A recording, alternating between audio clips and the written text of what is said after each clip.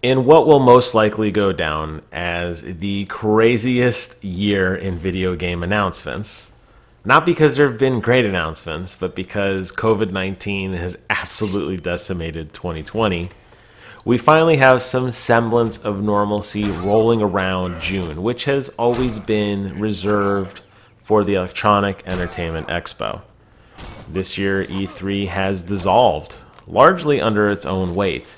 However, a lot of other studios and a lot of other game developers are stepping up to continue their trend in their own ways. EA, no stranger to this, who's done EA Play for a very long time, has announced that they will be returning again on Thursday, June 11th at 4 p.m. Pacific and 7 p.m. here in Orlando to talk to us all about EA Play Live 2020 and all of the wonderful announcements that they have planned. I think it's pretty safe to say we're going to see the usual slate of sporting games like Madden, FIFA, and NHL. However, those are pretty basic announcements, and I don't really want to speculate too much on what EA is going to do. I will a little bit. I think they're going to show something Star Wars. We already know that they have a Battlefield game that's in development for release next year. We'll probably get an early look at that. But I don't really care so much about the things that they have to announce. What I'm more interested in is how they actually present what they have. And EA has always taken an absolute flogging, and really rightfully so, in my opinion, on a lot of their trade shows the last few years, particularly when they broke off into this EA Play. Now, I was fortunate enough to attend twice, and I can tell you the vibe in person is vastly different than the vibe you read about later on Reddit and on Twitter and any of your social media platforms of choice, largely because EA Play is catered to the people actually at the event. Now, they always set up a lot of gaming stations. That was actually a couple years ago. That was my first hands-on impression with a PlayStation 4 Pro for their initial trailer and small gameplay portion of Star Wars Battlefront 2, which was awesome, by the way. But they're typically known for their hands-on demos. I remember playing Need for Speed there. They had a really cool computer setup, really, really cutting-edge graphics. It looked and played phenomenally. They usually have tents set up that are in the themes of each of the areas. Last year when I went, they were giving out pins of all the Apex Legends characters. They had a bunch of refreshment stations set up around, including the umbrella hats and those towels that you snap, basically like in the package, and they get really cold. They were giving away free bottles of water, free codes for pretty much every single game they had there. You just had to play a game of Madden. They were giving away codes for that. They were giving away codes for The Sims. They were giving away Need for Speed betas, Battlefield 5 exclusive items. You name it, they were giving it away. And it was really a fun time. They had a DJ there. They basically had a lot of famous video game celebrities and personalities there. Good old Dr. Disrespect was there. Bravo, who's one of my absolute favorite Halo players, he was there hosting an Apex tournament. The list goes on and on. It's very different than what you read online. Very different than what you read online. And yes, EA, as I've mentioned in previous videos, they definitely are a shady company on a lot of things. They are one of those companies that likes to buy these big studios and dissolve them. You've read all about the negativity, and you know what EA stands for largely, and it's not always related to gamers. But for some reason, EA Play has always been a really fun event. And getting to go there and play the games and just be surrounded, it's free.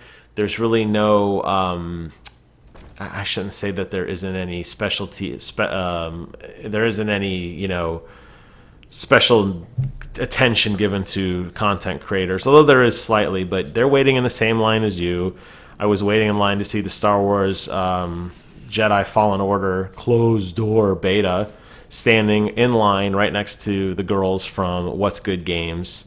So it's not like they're huddled in the back or anything. It was just a cool place to go and hang out. And it's really unfortunate that COVID has really ruined that, because now we're not going to have that this year. And it was actually a lot of fun to go to.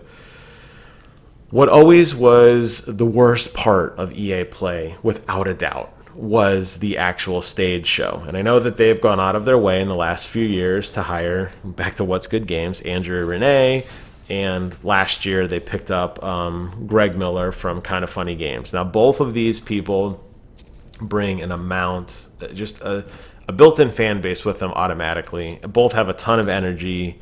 Both are largely respected as critics of the video game industry, and really fair more than anything. But still, despite their appearances and their kind of involvement with the show, it still was boring as hell. And watching Greg Miller sit on stage and try to drum up hype for Jedi Fallen Order just didn't even hold a candle to the game itself, the demo station that they had set up. Well, in this case, it was just a closed door thing. But them giving out the poster, them giving out little, pins, getting to sit down and watch some gameplay, the hype and the spectacle of everything was definitely not translated into a live stream. Now, with that physical piece gone, EA has a very difficult task ahead of them. They need to clean up their show.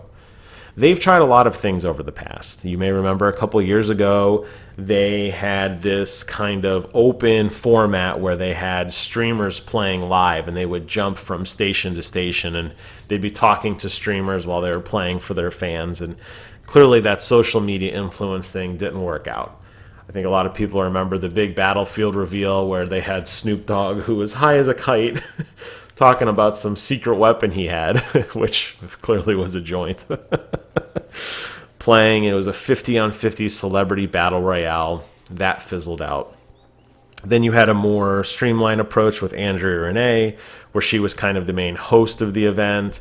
And then the last year they had Greg Miller sitting down in these small little 10-15 minute interview portions of different people, and they had like a block set up where, like, okay, 20 minutes we're going to talk to you, then we're going to take a break, then we're going to come back, we're going to have another interview or talk to somebody else. It's the different developers. And largely it just didn't really seem to gain a lot of excitement. So I think EA still has a lot to learn in terms of presenting a stage show that matters.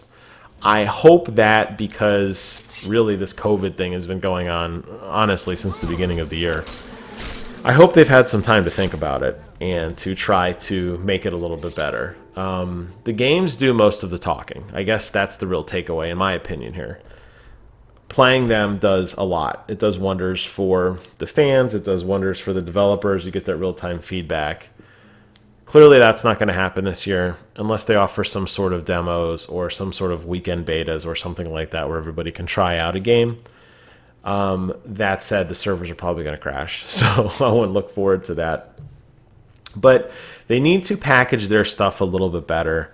They need to get off of this droning that they love to do when they pull some celebrity out or some developer and they have them talk for 20 minutes. They need to focus on very quick bites of information, lots of gameplay footage, lots of talk of what the new console generation is going to do for their brands, and things like that. I know we're going to get a 10 or 15 minute gameplay reveal of Madden or NBA that's going to have the create a character, create a career, and they're going to show little gameplay footage of that.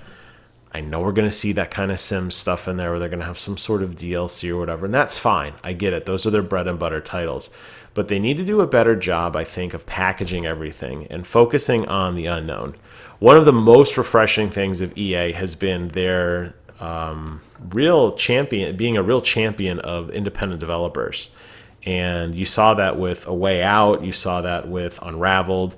These are things that EA can definitely capitalize on. Unfortunately, a lot of these get just thrown into these little burner sizzle reels halfway through the presentation. I'm not saying they need to have indies front and center throughout the entire experience. What I am saying, though, is that I think it's really important for EA to focus on their strengths and to really try to mix it up this year. I'm excited for the show. I will definitely be doing a live reaction, or at least a post reaction immediately following the event. So we can look forward to that. You guys can look forward to that here. It's about, we're getting there. We're getting close to EA time. So about a month away. Leave a comment below. Let me know your thoughts on EA Play. Is there something major you're looking forward to? Are you as concerned as I am? Or do you think this is going to just be what it is? We're going to laugh it off and move on to bigger and better things like Microsoft or PlayStation or Nintendo news. Thank you guys so much for watching. Take care of yourselves. And until next time, I will see you guys on the other side.